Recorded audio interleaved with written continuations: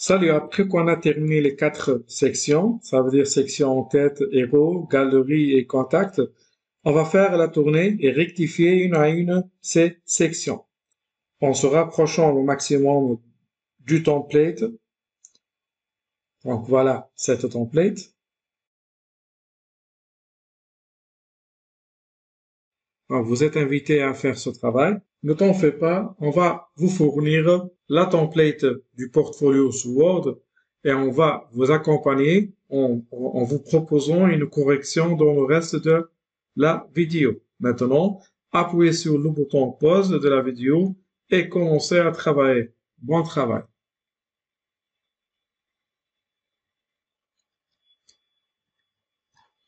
OK.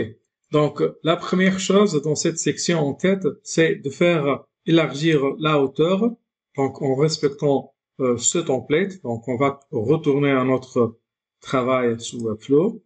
Voilà, quand vous remarquez, voilà le template. Il faut sélectionner dans le bon endroit, donc euh, pas sur image, pas sur les boutons ou dans le bloc qui contient les boutons. Donc, on va sélectionner dans l'ensemble de la section pour comprendre mieux. Voilà cette section en tête et voilà la nav barre.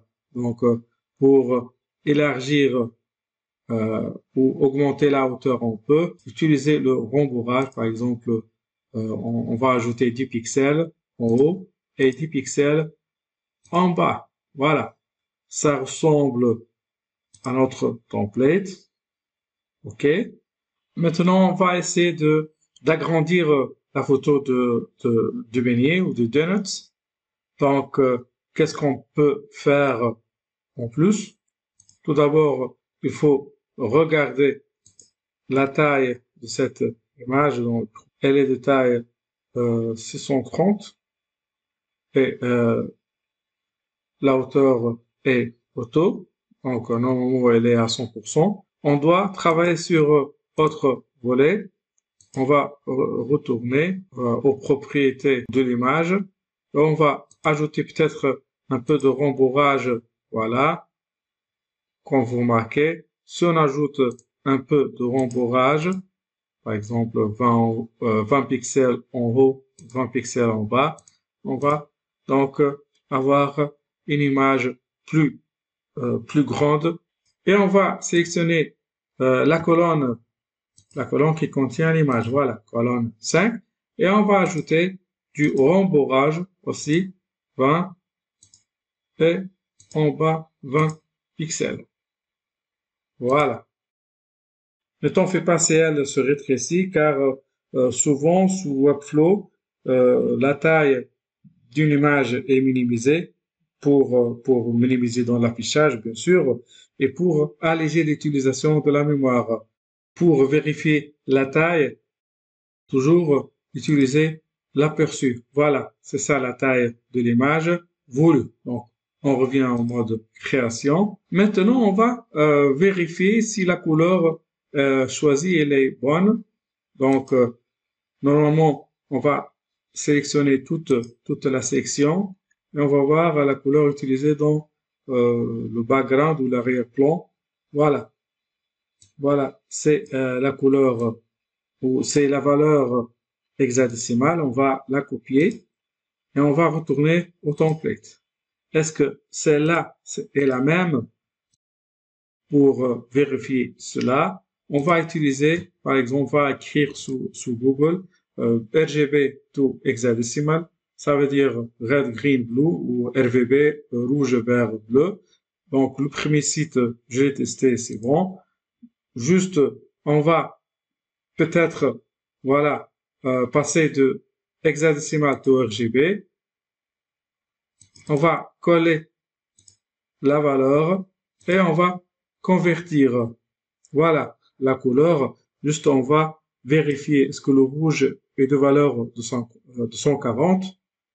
Donc, aller à notre template. Voilà la trame de fond. On va voir la couleur. Donc, le rouge est de 240. vert 151 et bleu 72. Donc, c'est OK. C'est la couleur exacte utilisée dans notre site ou dans notre portfolio. De même, on peut vérifier ce couleur et même ce couleur. OK. Retournons maintenant à notre site. Maintenant, on va voir ce bouton. On va agrandir un peu ce bouton, juste pour suivre notre template. On peut rembourrer un peu. Par exemple, on peut ajouter augmenter dans le rembourrage à droite et à gauche, rembourrer de 20. On peut rectifier cette option. Donc, voilà, on peut rectifier cette option en choisissant cette option et choisir la couleur. Voilà, c'est bon. De toute façon, vous avez une marge de tolérance, on peut le valider. Maintenant, on passe à la galerie section. Vous remarquez que la première image du slider, elle est plus longue que les autres. Donc, comment cela? On va tout d'abord voir la hauteur de cette image. On va sélectionner les paramètres de l'image. Eh bien, l'image est de 769 pixels, alors que les autres à l'ordre de 750. OK. On a plusieurs solutions pour contourner ce problème. On peut tout d'abord utiliser ou faire un peu de gymnastique. On peut utiliser l'option bordure pour éliminer les 4 coins de l'image. On peut ajouter même à 50 pixels. Et cette image aussi à 50 pixels. Voilà. Bon, elle est un peu camouflée. Deuxième solution, on va redimensionner cette image. On va redimensionner cette image. On peut utiliser un logiciel que vous connaissez ou utiliser un service directement sur Google. On a tapé sur Google Resize Image Online. Donc, j'ai testé ce site, il est super, il est gratuit en plus. Voilà. Je vais donner l'image source. Voilà, celle-là. L'image, elle est téléchargée. Maintenant, il me pose une série d'options. Donc, eh ben, je vais redimensionner 50% plus petit. Et ben non, je cherche pas cette option. Donc, Custom Size. Et voilà. Je vais forcer à utiliser une hauteur de 750 pixels. Bien sûr, il va modifier légèrement la largeur pour que l'image soit proportionnelle. Donc, quand vous marquez, une fois à 750, il va modifier un peu légèrement de 488 pixels la largeur. OK, c'est bon. Donc, je passe à l'action. Je lui dis I'm done. Resize my picture. Je vais directement enregistrer cette image sur mon disque ou dans ma carte mémoire. Et voilà. Voilà mon image. Je le trouve normalement dans le dossier Download. Je vais retourner à Webflow. Maintenant, je vais uploader la nouvelle image.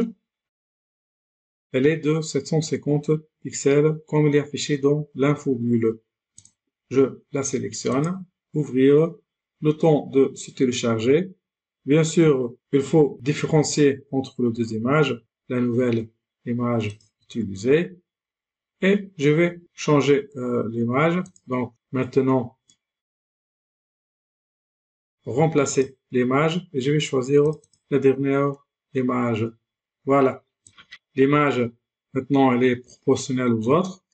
Voilà. Je passe à autre chose. Maintenant, dans le bloc footer, il faut élargir un peu cette partie, comme il est affiché dans la template.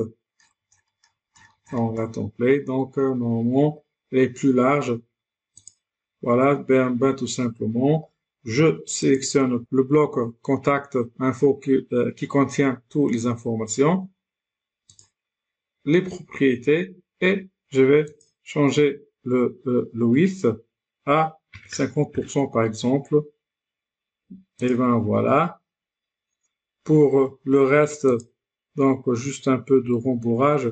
Donc voilà, text block, numtel. Je veux sélectionner tout le bloc. Voilà, le bloc info. Et je vais ajouter un peu de rembourrage. Et voilà. C'est ça. J'ai terminé la rectif de tout le portfolio. Et à la vidéo prochaine.